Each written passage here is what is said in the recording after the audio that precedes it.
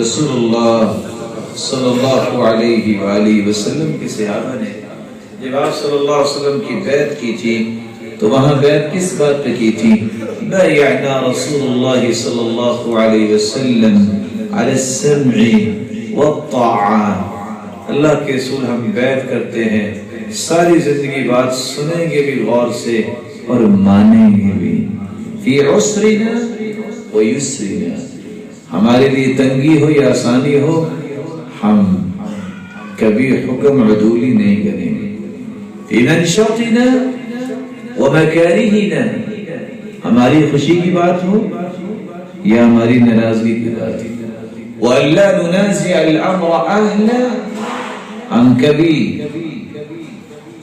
بادشاہی چھیننے کی خواہش نہیں کریں گے، وَأَلَّا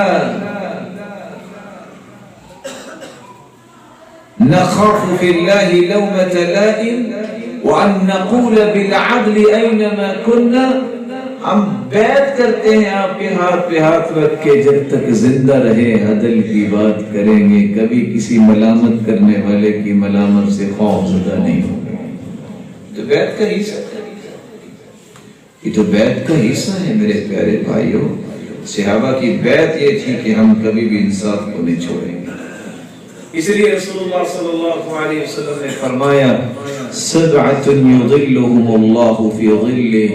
یوم لا ظل الا ظلہ، لوگ 7 ایسے خوش نصیب ہیں جس دن کوئی سایہ نہیں ہوگا،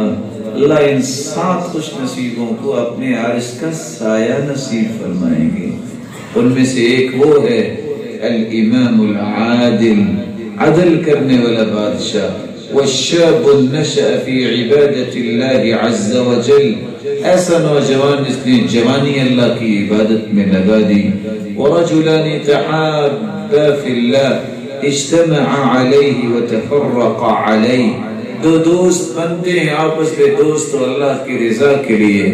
جدا ہوتے ہیں تو اللہ کی رضا کے لیے، ورجل قلبه معلق بالمساجد، جس انسان کا دل مسجد کے ساتھ لگا ہوا ہے، نماز پڑھی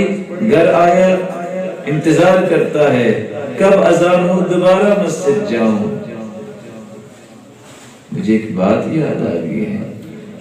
کہ جس کا دل مسجد سے لگا ہے، نماز پڑھ کے آئے پھر کہتا ہے جاؤں، اس کو تو ملے گا عرش کا سایہ، تو جو رہتا ہی مسجد میں، بولے جو رہتا ہی مسجد میں، اس کا کتنا مقام ہو۔ وَرَجُلٌ دَعَتْهُ امْرَأَةٌ ذَاتُ مَنصِبٍ وَجَمَالٍ فَقَالَ إِنِّي أَخَافُ اللَّهَ، 5واں وہ شخص جس کو حسن و جمال والی برائی کی دعوت دیتی ہے، کہتا ہے نہیں میں اللہ سے ڈرتا ہوں۔ وَرَجُلٌ تَصَدَّقَ بِصَدَقَةٍ فَأَخْفَاهَا حَتَّى لَا تَعْلَمَ شِمَالُهُ مَا تُنْفِقُ يَمِينُهُ، ایسا انسان جو دائیں ہاتھ سے صدقہ کرتا ہے اس کے بائیں ہاتھ کو بھی پتہ نہیں چلتا۔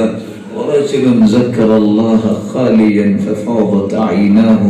7واں وہ خوش نصیب جس کو عرش کا سایہ ملے گا،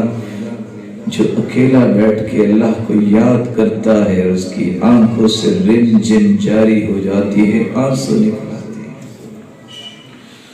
اللہ ذوالجلال ہمیں اپنے عرش کا سایہ نصیب